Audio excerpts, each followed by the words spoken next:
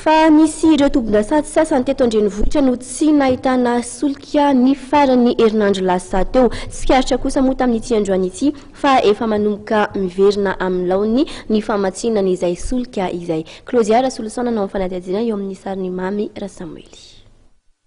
Nampanano-tsaritra ireo mpampiasa fiara sasany ny nitady solika ny farany herinandro teo. Raha ny fantatra dia nisy ireo tompom-pitsinjara solika no tsy nanana tahiry intsony. Tsy nitompo fivarotana lasantsy rehetra nefa no nahitana izany satria dia nisy ireo izay afaka nanohy ny asany toy ny mahazatra.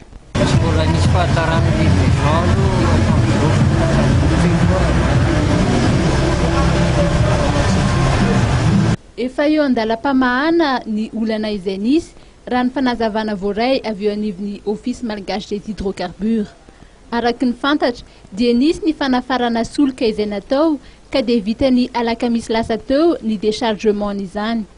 Mahatratra ny amin'ny 700 sy 904 metatra toratelo ny lasantsy, 900 sy 500 metatra toratelo ny pétrole, 200 sy 400 sy 3 metatra toratelo ny gazoil.